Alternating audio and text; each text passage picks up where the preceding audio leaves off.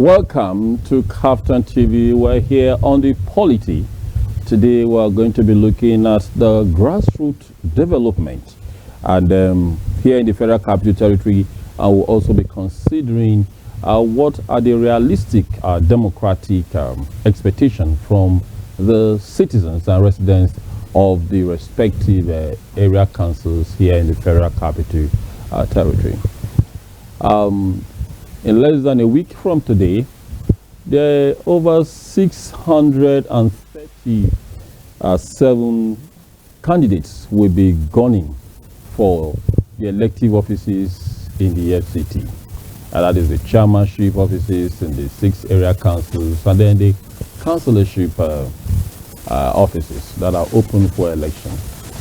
When this is done, Nigerians, citizens who are resident within the Federal Capital Territory and even the aborigines, of course, have their expectations that they expect to get as a dividend of democracy from these respective political leaders.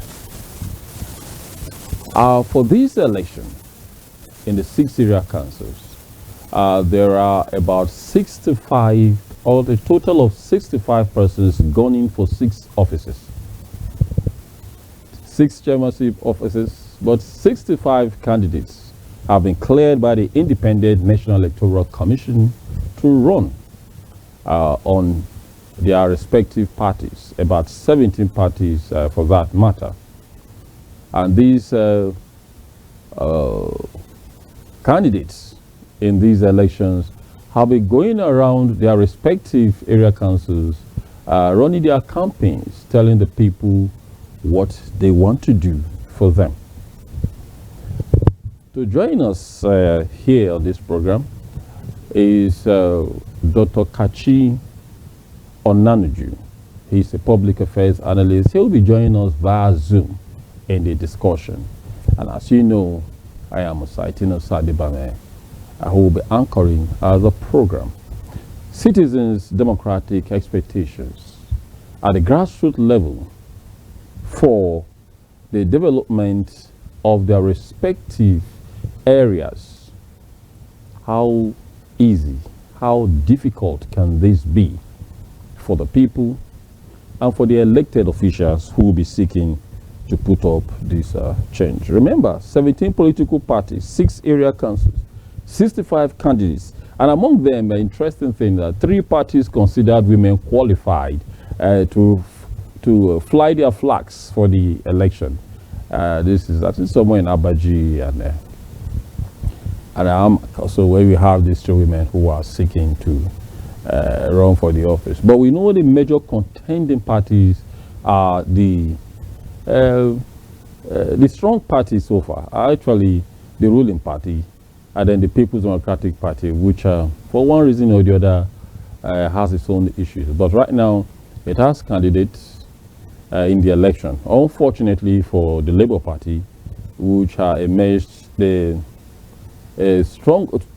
opposition in 2023 general, after the 2023 general election, has been decimated by virtue of the internal wranglings in its leadership structure. And so the Independent National Electoral Commission could not for any reason consider her qualified to run for this election, because who is the bona fide leadership of the party that will be given the code to upload the candidates? And that clearly is what has denied the Labour Party the opportunity of showing its strength in the FCT council selection. But that's notwithstanding, the 6 area councils are, of course, having strong political persons. There are already occupants of the office who are seeking to renew their seats in the office. And then there are those who feel they have been in the office so far in the last 4 years. They have not at all proved themselves sufficient enough to remain in the office. And so they are contesting against them. And it's a very tall one. The APCs, except for AMAC, all other area council have the APC as a party which fielded their candidates, and then they are the ones who are in office. And so, with the new push of the All Progressive Congress in the political space, where Nigerians, citizens of the FCT, will be watching to see how this will play out come Saturday, 21st February 2026. For the council seats, there are 62 seats for the councillorship seats, about 62 seats, and 6 of them for chairmanship. Or the total, so the total number of seats available for election, available for contests, available for people to seek, to occupy the offices, in total 68. That is 62 for councillorship, and then what they call it 6 for area council, which makes it 68. And of course, like I said earlier, 17 political parties are running for this. We have the PDP, we have the ADC, we have the ADP, we have the APC, we have the Boot Party, we have other parties. I cannot be able to mention all of them by heart, as it were, but there are 17 political parties cleared by the Independent National Electoral Commission to do this work. Now, in this election, what are the expectations of citizens? This is what concerns those who are going to vote. Why are the people going to vote? Is it just for the sake of the exercise? Just performing civic responsibility? Should it be extended to an irresponsible set of people, or to a responsible and accountable set of persons? That is what we are going to be looking at. Like I said earlier, to join us via Zoom is Dr. Kachi Onanuju. I hope he's there, and then we continue with the conversation.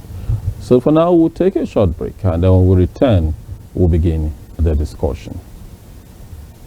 Welcome back to The Polity here on Kaftan TV.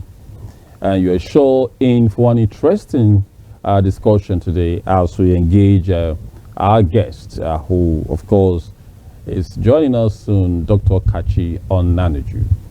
We'll be looking at the democratic expectation of the grassroots citizens in their respective area councils here in the Federal Capital Territory. Like we said earlier, there are 6 of them. The political parties gunning for offices are 17 that are going to be on the ballot as cleared by the Independent National Electoral Commission.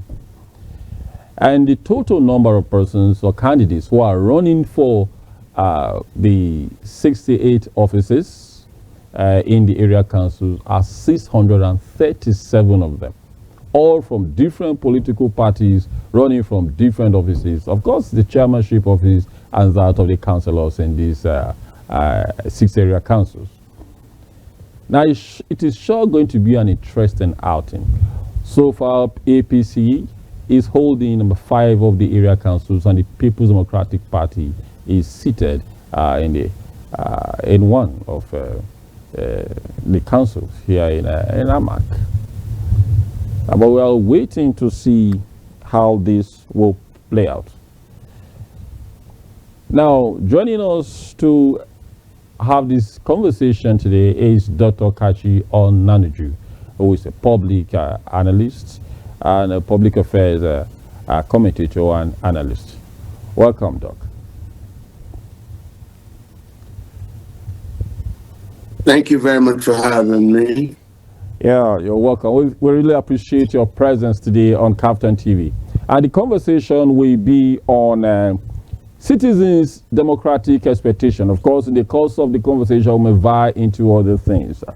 Now, in a week from now, or less than a week, as it were, we will be having the area council selection here in the Federal Capital Territory. And of course, there are, from the data we have, there are 17 political parties that are running for offices. And in the past, we've not had a history of most of these political parties coming out to win elections beyond what we used to have, which is the PDP, and now the APC. But before now was the AMPP, which is part of the merger that brought out the APC. Do you think this makes any stronger meaning, where every year we have a large pool of political parties running for an office, and then they just do not make any significant impact in terms of the vote pool? I think you are looking at it from different angles. The most important angle is participation in the democratic process. That's the reason why a lot of people are involved in these elections. So I think people love to participate first. If for some people, it helps them to give them an understanding of the process. It's not all that are competing that most. So when you now see an increase year in, year out in number of persons, it is probably because we're beginning to gain awareness. If you look at previously, it was only those who came to Abuja, and those who came to Abuja, some who dared, one who are actually not from Abuja. So the more the people understand the doctrine behind the Federal Capital Territory, it's a home for all Nigerians. It's an experiment. It didn't exist before. So it's everyone who was here were clear, and the place was now renamed. These were the original baggy names that these places had, but Nigeria has now given different names, and it's changing as we're going. It is the Federal Capital Territory, so people from all walks of life can come.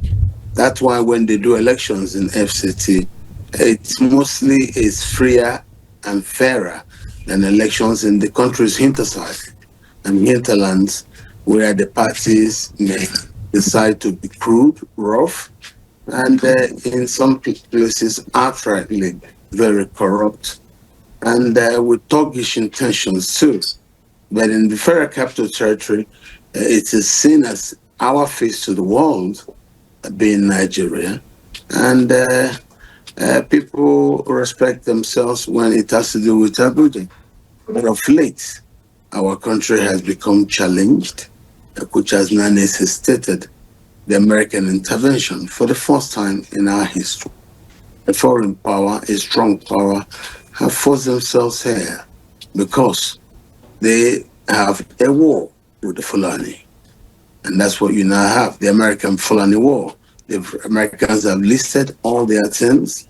Miyeti Allah Katahore, Miyeti Allah Katibidas Association, plus some Fulani leaders that were in front of introducing Sharia. Sharia itself is a tool for suppressing targeted groups, normally in a democracy like this. That's part what they say. So those things, the Americans are totally interested in Nigeria, and they want to build a better society. Whatever we say, however it is that those killings force them in, FCT is a symbol. So when we do things in FCT, it's like we are dealing with the rest of the world. We do it clean. And if you come to FCT, you can find all the stories, all the intelligence you seek. The Americans came to FCT, they sat and they decided to go to Benue State. And what they saw, decided on their intervention in Nigeria. It was the FCT. That's how very important the FCT is. It is the nerve of country. So we need to treat it well. It's very why you're seeing year in, year out, various Nigerians from different states, different nationalities. This you see people from as far as the Far East, the Southeast, people from the North Central, people from the Northwest. You even also find original indigenous Baggy people also running for the same elections. So we've had people from different parts of Nigeria act at the chairman of Abuja Area Council. Then you also have the minister of the FCT. But the most important person here is the president. The president is the head of the FCT. And both the minister and the local government chairman, all of them work underneath him because the FCT is the seat and head of government. The biggest fish here is the president. This is the seat of power of Nigeria, and this is where the president is. So everybody who you see walk here, walk under the president of the Nigerian Republic because the FCT is the seat of power. Nobody, in this same patient, in this particular geography, no other human being is comparable in the power ladder as the president.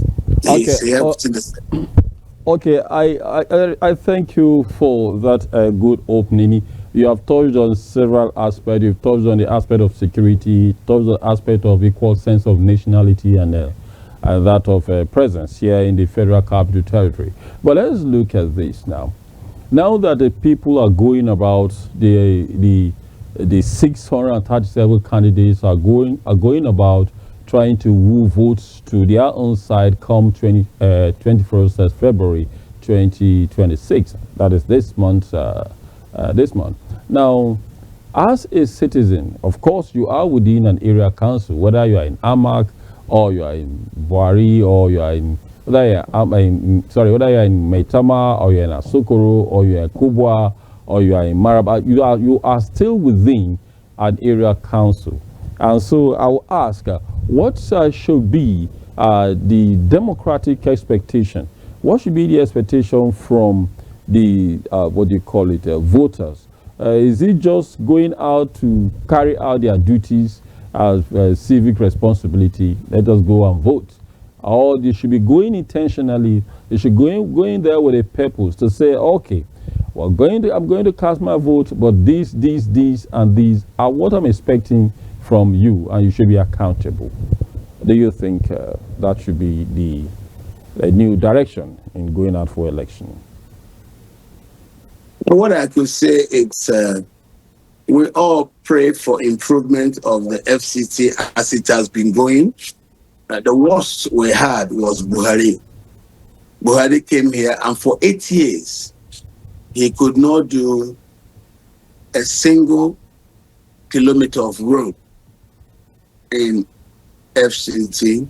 I don't know what agreement he had with the minister.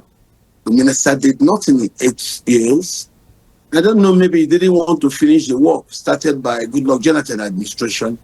And even they drove away the contracting company, Julius Berger.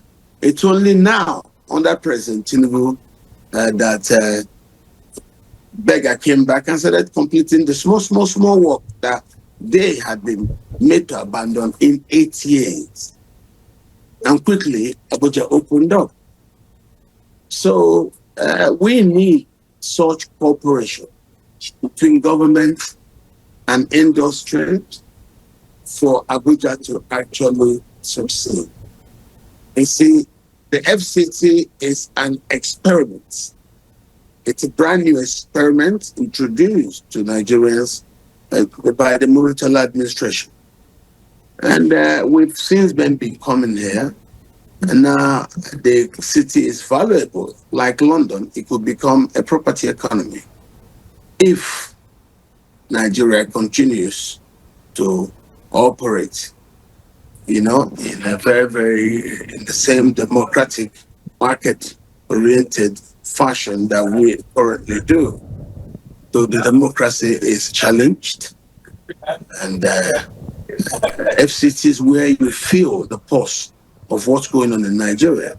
FCT is where you can get every single rumor from the grapevine about governance, even what happens in other states. You hear it in FCT. because news travel fast, and the people of power are in FCT, and they are the ones who want and pay so much money for news. FCT is hot. It's a city, I will tell you, that's ruled by social media. They they pass so much news, and the social media civil servants who don't want to go through regular channels, they leak things to us in social media, because of course the country is not united. It's not a united country, and that's not very good for us. We have to work hard to build a united society. We are not united at all. A lot of the people who live with us in Abuja also plan to send their people to go and kill our people in a genocidal fashion. So that's the bad part of the FCT. You know, if it's people in FCT, some of them are afraid to speak up when we know a lot of the people in FCT today that have increased the population are young people running away from northwestern Nigeria, northeastern Nigeria, or north central Nigeria. They're coming to FCT, and because they're coming, they're afraid that if they stay in their villages, they could be killed by the Fulani militias who are ransacking communities and seizing land, you know? So I think we should walk away from denial of the genocide, accept the genocide, and then ask ourselves, how do we do that it doesn't happen again? While we are busy denying, the Americans are here with troops. So you see, it's like we're not serious. We go back to our old foolish culture of shameless denials, whereas the world has the evidence in front of them. And the world just ignored us. And for the first time, we now have a foreign country occupying Nigeria, not on our invitation, but because we failed to protect the lives and properties of Nigerians across the states. The incompetence of the Tinubu administration, that's the word, incompetence. And you know, in most places, incompetence, which is part of it's a criminal offense. So I think this is very wrong. We have ourselves to believe that today, due to the Fulani war, the Americans are now in Nigeria fight for that. We saw the list, they wrote all Fulani leaders in the list that was made. The Fulani organizations, Mieti Allah Kauto Hore, headed by somebody from Niger, Abdullahi bin Bodejo, funded by Governor Bala Mohammed of Bauchi. That's why the government is prosecuting Bala and those who work for him. So this is wrong. Look at even what Kasina state government, Sokoto state government, people in Zamfara government, also in Kaduna, did to play along with the terrorists. It's shameful what happened in Kasina. Let's just tell you, some governors are deep into Buhari's game of jihad in 2026. Is that not madness? They did it for 12 years, and all that time the world was busy collecting intelligence. So now the Americans have finally come to Nigeria to fight for it. Let us just stay away and don't do anything as if the Americans are against us, Nigerians. No, they are not. They are coming to do for us what our government has failed to do. And because of Tinubu's incompetence, he's now been seen as being complicit in the killings.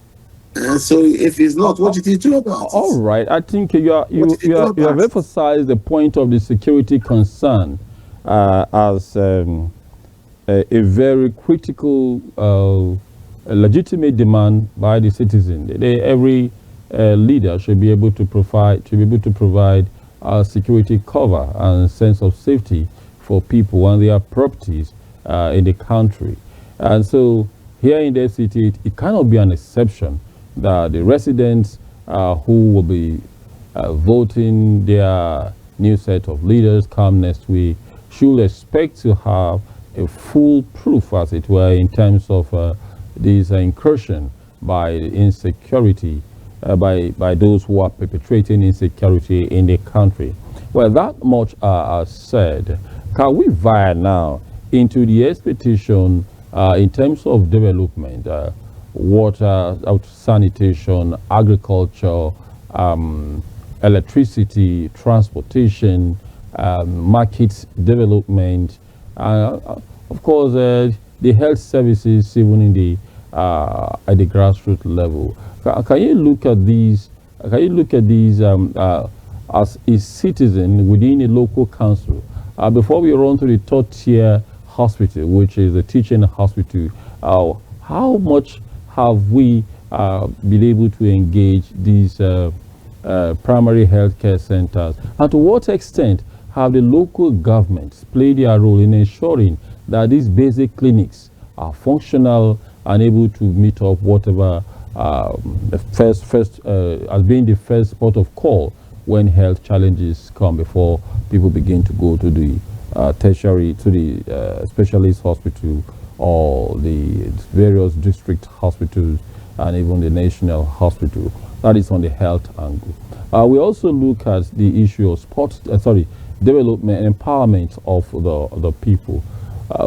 Besides just running and throwing around in some campaign rallies, to which they consider to be some kind of empowerment, or now that the political era is on, as electionary campaign is going on, some bulk money may be given to one or two groups to mobilize votes and support, which does such money even end up in the hands of those who collect them, because it may not get to the grass to the other persons that are supposed to, that are expected to benefit from them, because it is clearly money for mobilization.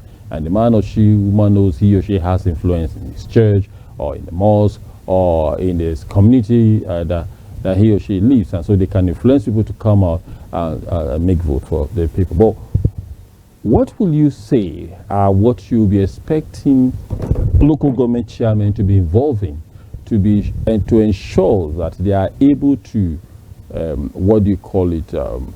empower their citizens, youths, women, single mothers, market women in their area, so that they can boost the economic activity and by extension boost revenue generation in their respective areas, councils? What I would tell you is the expectation of people in Abuja. It's the same with most of Nigeria. But Abuja has the pressure. All these things you've mentioned are under pressure in terms of services. Now, the utilities are under pressure for one reason. There is an explosive influx of refugees into Abuja that now puts pressure on these classes of services you have mentioned. Abuja is suffering a lot from the insurgency. That's why you hear us in Abuja complain and talk vigorously about it. Whatever happens, the surrounding villages, because these are surrounding states that are surrounding Abuja. You see? So when you have problem in Benue, in Nasarawa, Abuja will be affected. In Niger State, Abuja will be affected. In Kaduna, Abuja will be affected. So you will see these are states that encircle Abuja. That's why you see me now talk about the security. It's Abuja's problem. Because at the time, they were coming to Abuja's estates and picking people. It's not gotten that bad. So we are not going to run away from it. The expectations are as per the implementation scale of the presidency using his minister for FCT, who he then guides to do the FCT as he should. The minister of the FCT reports directly to the president of Nigeria, because the president of Nigeria is the mainland of the FCT. It's the seat of power, as I said earlier. So whatever a government wants to do in terms of its capital expenditure on the Abuja development master plan determines what you see. It's not in the hands of the chairman. The chairman go about with how much the government is willing to splash in the build-up of Abuja. And that's primarily what we're doing. Abuja is a building site, and people are coming from all over the country to reside in it. Of course, you will expect surge on demands from water. We now consume 3 times the water we used to have before. We have challenges the dams are not functioning as they should. That could be down to corruption because we found out that a lot of money is earmarked capital expenditure. And even right now, as I'm speaking to you, they are not releasing anything for capitals. So when monies are not being released for capital expenditure, of course, infrastructure companies and those who seek to gain advantage is infrastructure project will also suffer. Alongside that, labor will also suffer. Don't forget, one of the very basic tenets of economic growth locally, stimulating local economy, you embase infrastructure spendings, which when you do, we then rub off on employment of labor. And quite a lot of many things are being employed to do the labor war, the sale of cement, the mixing of cement, the transportation to and fro the place, the hotels that will be used by the engineers, the search in purchase of the electrical and mechanical equipment to be used. That also creates a stimulus in the market. So capital expenditure is a sure way to create a stimulus in any economy, even in new areas, once the government starts to embrace capex. So spending in Abuja helps the economy run here by business people who are some estate business, some into politics. So it is the mindset of the president who decides on how to spend in Abuja Capital Development Program. The surge in spending determines how good the local economy for Abuja is. So it really does not have to do local government chairman in terms of the economics. It's a stimulus caused by government spending. So, help the Abuja infrastructure. If you do not spend on Abuja infrastructure, you cannot stimulate the local economy here in Abuja. And that's the issue.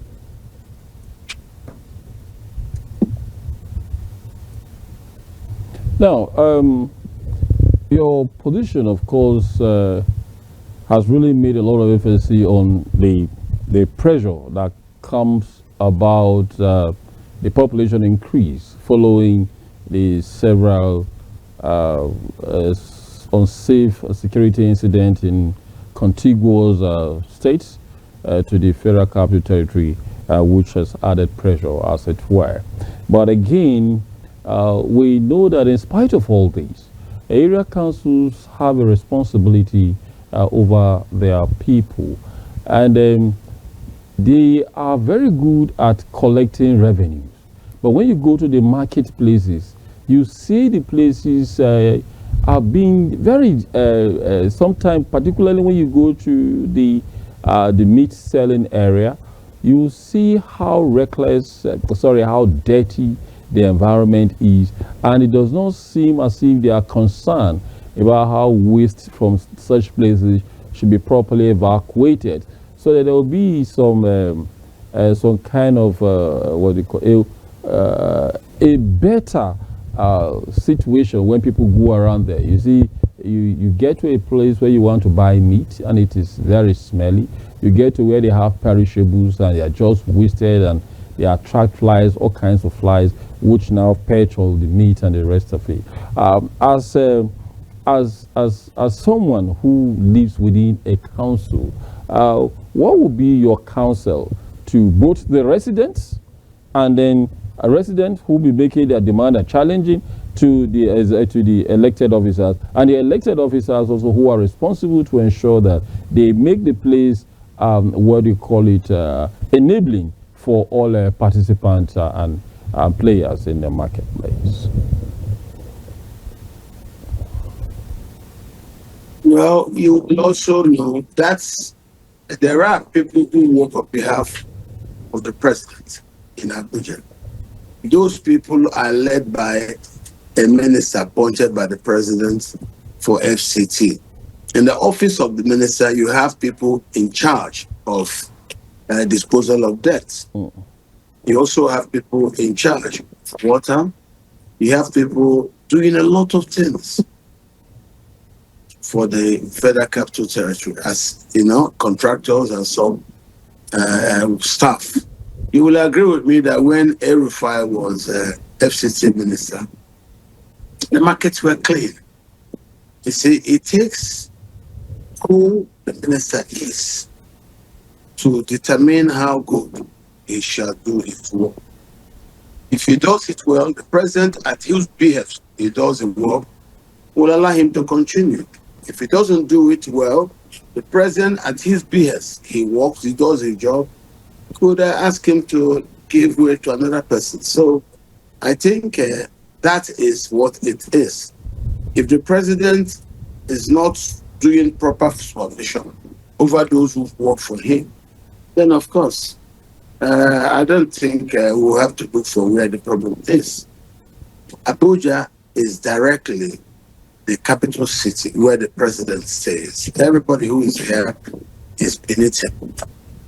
Anybody who works here is on his behalf. So if during the Buhari presidency, FCT was what we saw it to be, that's how Buhari wants it to be. Tinubu has come now. Let us see if he'll be able to play the FCT during like the days of Obasanjo. The Obasanjo presidency will take down nonsense, will arrest people. Obasanjo presidency was planting trees, making Abuja very green. Since that presidency ended, who else has continued in that state? You see, Abuja has several landlords who come and go. They come from different parts of the country, as determined by elections. So when they come, and they appoint you to work for them. If what they say is okay, that's why you take it. So if Tinubu, all the things they say overwhelming him is also FCT looking after it. If that's one of it, and that's what the records say, who am I to say something differently?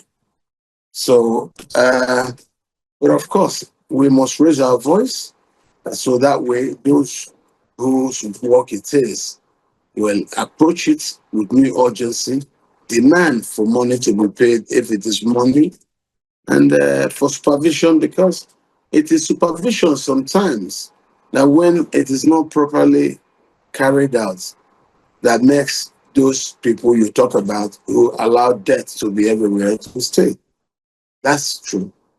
The minister under Buhari was so lazy, everything went down under him. Now we have a new minister. And let us see what, since he has started well in working with Beggar to finish the work Beggar didn't do in 8 years. In 8 years, some of the work just remained about, say, 50 meters. Some less than 30 meters just to finish it. Where he left it that way for 8 years. So Tinubu has come, and Beggar has come back and continued where they stopped, because they have the master plan. They built Abuja, and that's how it is. And who drove them away? The Buhari administration. What for? I don't know why. So they're back here and they've started their work, and that's why Abuja now looks good. So let's also go back to see who were the people in charge and what policies were implemented in terms of issues like, as you're saying now, environmental sanitation. Then that worked, that we're not carrying out to do. Is it the people, the inspectors? If that's what it is, then we'll make changes to make the things get better. Now, that is a very good one. Now, we look at we're, of course, in an age where nothing seems to be waiting for anyone. The speed at which things are happening is one that, of course, will make us have a sense of concern in a 2026 Nigeria. And then you find some places in the, let me not talk about Amak, quite a substantial part of Amak enjoys federal government presence. Most of the politicians are here. The governors have their liaison offices here. The ministers live within the FCT. What do you call it? The service chiefs and the rest of them. They're all in the city center, and this is under Amak. And so a concentration around the phase 1 or 2, I think, of the Federal Capital Territory, make, as it were, make an illusion, create an illusion to anybody who has not gone out of these places to think that the entirety of the FCT is like that. You see darkness in many parts of the rural areas. And we're at an age where solar energy, solar option is available for local government chairpersons to deploy. There are federal, what do you call it, representatives who are representing some of these area council. We have the Amagbari constituency and the other constituencies that are put together. And you are just shocked that when you move around from, for instance, we are moving from, what do you call it, Buhari towards the Gwagwalada axis. You just notice unnecessary darkness on the way. When ordinarily, and even when you get to this, the village, the suburbs, you notice that the streets at night are just taken over by darkness. When solar street lights would have really done a whole lot of work and even reduce this issue of some of these minor incidences of insecurity, theft, and some kind of what do you call it, harassment that may take place at night. Don't you think this is something that the 2026 area council chairman should look at and get done with it and face other projects in their respective domains?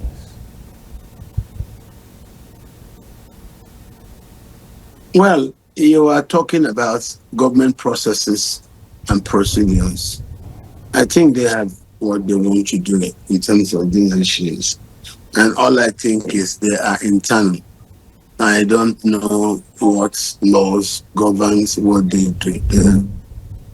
I don't think it's everything they do that we may understand. I think it's a new issue. I want to gain more understanding of what they have said. What we are saying now, the things that we have noticed, that we've not gotten their own reactions to it for us to be able to properly form and where the problem is. Okay, if you are to counsel local area council chairmen on areas of quick wins in their intervention that will reach out to the people positively, what will be these areas? Like three or any or more if you think you have? I think these things might be a function of money. Money they expect to gain from the minister. You know, some things in Abuja overlapped by the FCT administration itself, leaving the area councils with very little things to do as opposed to other states of the federation, because the whole of Abuja is seen as a full federal development area. And that's one thing I have seen. But I just believe that a lot of what those people do in terms of such expenditures come from the minister's seat. So if there's no money to do them, they don't worry themselves because they know the approval will come from Abuja. You know, not that they don't put this inside their budgets, but sometimes you put it and you don't get the money approved, depending on who. Secondly, do area councils have enough money for themselves? That's the story of the autonomy. The autonomy really working in a way that they are getting the money that they should get, and are they doing it properly? You know, there could also be councils where monies are said to have come, but I would not seen how these things are dispensed of because records are not kept properly. That's place. So for me, I would say that who should do that, I don't know. It might be a consequence of who is expected to mobilize the resources for such things to be done, not that they just refuse to do.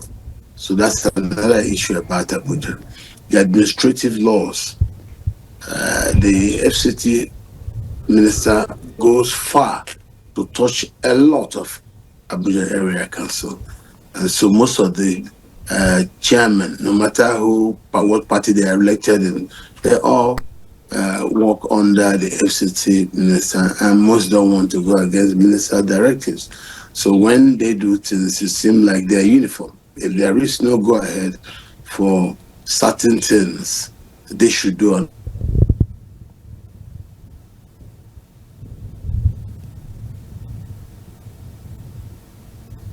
Okay, I guess we'll have a technical issue there. When that is sorted, Dr. Kachi Onanuju will be back with us to continue the conversation on developing the grassroots. What are the concerns, legitimate citizen demand, democratic expectation? Because you cannot be running every 4 years. Well, the 4-year tenure began just this term.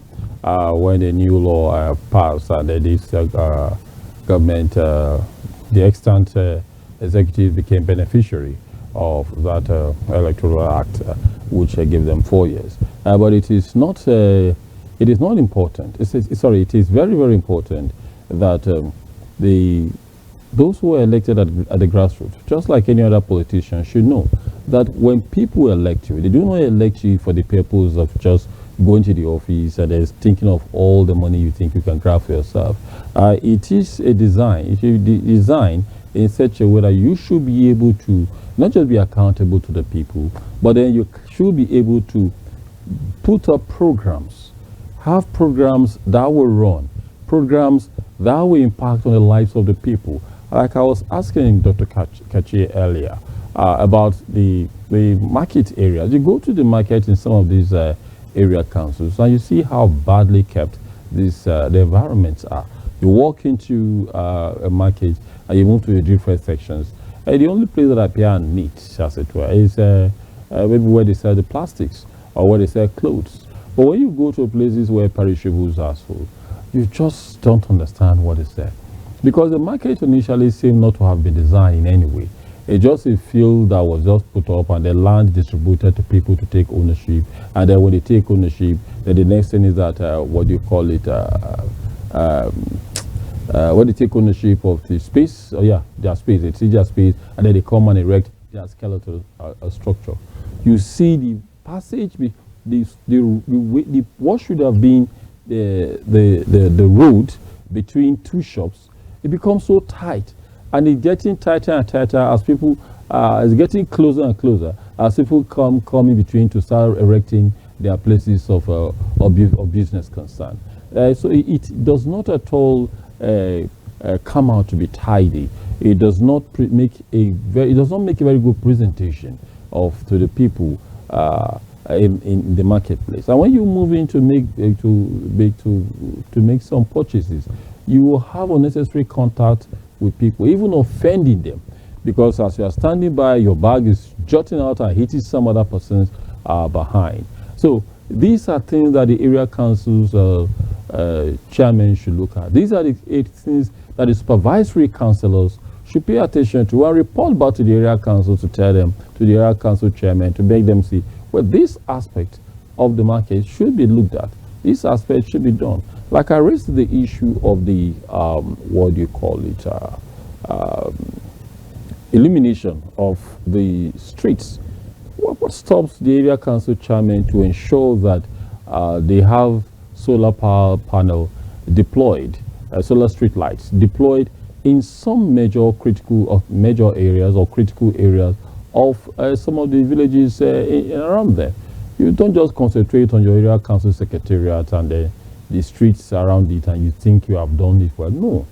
The people, when you are seeking for vote, you go as far as the hinterlands in that local government area to be able to sway votes. So what stopped you from making sure that if you before you return back to ask for a second term vote, you have gone to do, you would have done something within that area and improve the place, such that when you come back, the people will feel obliged because you have made promises to them before and you have kept that promise. And so now they feel obliged that they have to give you the support that you are requesting from them, because it is something that they should be able to give to you. Well, we're taking a break now. When we return, we shall be looking at the closing lap of this conversation here. Be sure that our discussion remains the FCT grassroots development. Citizens, and we are looking at the citizens' democratic expectations. And these expectations, of course, are definitely their demand that they are going to be making to their respective elected officers. We'll continue after the break. Welcome back to The Polity here on Kaftan TV, and our conversation remains the issue, which is, of course, let's say, it's trending here. Every area council magistrate you walk through, you see campaign be going on. You go to every social center, every relaxation spot. The conversation is, who are you voting for? And then if you are walking and you meet a friend on the road that you are talking about in the vehicle, possibly he will ask you, who are you voting for? So it means the area council chairmen have done a whole lot of work of mobilization and trying to reach out to people who are going to vote them. But again, before we continue, the lines are thrown open for you to join us in this conversation.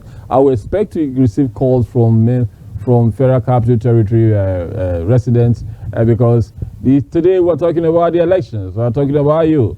Yes, there have been a story. You have talked about the challenges which we think the area council leaders experience being under the minister of the Federal Capital Territory. But I know that the FCT is one of the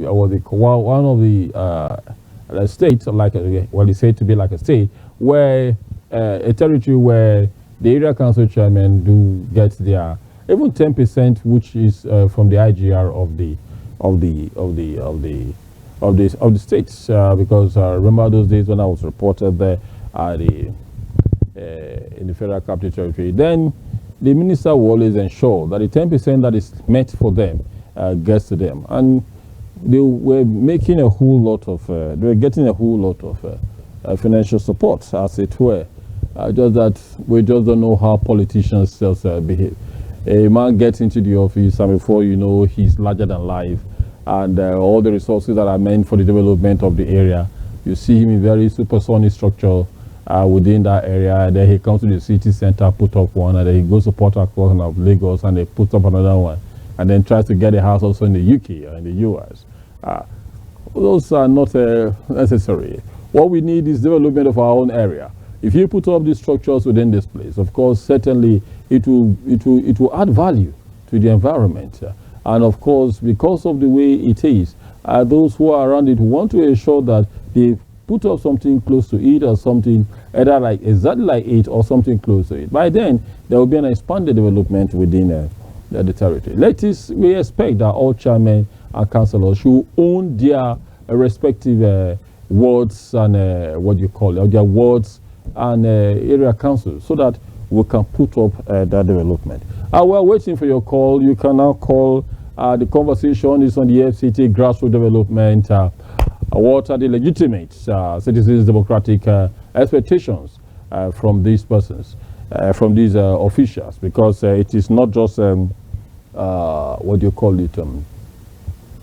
occupation of office. No, you should be able to put up something. No matter how small, but let them see something happening. Roads are very critical in this area. When rain falls, the whole of the place, water is washing, creating erosions all over the place. Maybe you could just put up some drainages that can be able to serve as good gutters, and then these waterways that can reduce the spoilage that it may cause on some of the roads. When rain falls, vehicular movement, some part of this area become difficult, because there would have been the water would have lodged in the particular part of the road, and then when vehicle pass there again and again, it digs the place deeper, and one day somebody's vehicle comes and sinks, and it becomes a problem for them. We talk about the importance of having good roads, so that when you have need of a mother wanting to going into a pregnant woman going into labor, she can be able to be moved and conveyed with some measure of steady movement and not that undulating movement that may cause some level of pain to her, labor pain and the rest of it, and sometimes even impact on her before getting to the hospital. So I request the calls shall come in now. While waiting for your call, if you are going to join us, come on, join us, make the call, and let us hear your thoughts. What are your expectations from the, what do you call it, from the local government council? Is it here in Amak, or is it in Amak? Is it in Buari? Is it in Abaji? Is it in Kwali? Is it in Gwagwalada? Is it in Kuje? We just want to hear you speak of what you think should be done by these leaders who are seeking election. Because it is not about seeking election, it is about how well can you be able to perform, how well can you be able to contribute to the development of these areas. These are the issues that are before us today, and we are expecting your call before we wind up. Of course, we don't have much time, but any call that comes in now, of course, you have your thought beamed, so of course, to a wider audience who will listen to what you are talking about. Now, like I said earlier, the election is going to have about 637 candidates across all elected offices, which is the 68 offices in the Federal Capital Territory, in the area councils, the 6 area councils of the Federal Capital Territory. And 17 political parties are the ones who are, of course, fielding candidates for these offices. We have the ZLP in this stance. We have the ADC in this stance. We have the AA, the A in this stance. We have the Boot Party. We have the PDP. We have the ADP. We have the, what do you call it, APC, and some other political parties. Of course, it is unfortunate for the Labour Party, which many have thought will be able to put out some appearances, given the level of exchanges between the FCT chairman of the APC and the, FCT chairman of the Labour Party, and even leaders of the APC at different fora, where they throw jabs at each other, where he will continue to say, well, whatever argument you have, we leave it. Let us meet at the poll. Unfortunately, internal wrangling within the leadership structure of the LP has denied the party the opportunity to be able to field any candidate in this election. It is important to know that out of the 65 offices being gone for, I told you earlier that 3 women are running for the office of chairman in some of three political parties in the area councils. So we have 62 men running for chairmanship, and the 3 women are saying, well, we are going to do this also with you. And while there are going to be a whole lot of electioneering activity on that Saturday, we hope that every one of you, every one of us who is within the FCT should be responsible, to go come out and vote. There's no need having the voter's card for the fun of it. It is for that card to be used. It is for that card to be deployed. And very important, we need to ensure that that card is deployed. It is what you have as power to decide that you are going to make a choice of whom you want to be in office. So if you don't vote, don't complain about anything, because you are not a stakeholder. So everybody should be a stakeholder right now. Here we at Captain TV, we believe that we should be responsible as citizens and carry out our civic responsibility in going out to vote going out to vote, the officers that are supposed, the elective of the vote people into the elective offices that are supposed to be occupied for effective running of our area councils, and then any other political office that requires such filling, so that people can man the offices, carry out the function they should carry on behalf of the people. Well, this is where we'll be drawing the curtain today here on the polity, and we hope that the conversation will continue in our various homes and our various of what are the democratic expectations of citizens, how to look at development in our respective area council. From here, I will say bye. My name is Society Nosadebame. I say bye now. We look forward to meeting you next time on the polity. Bye now.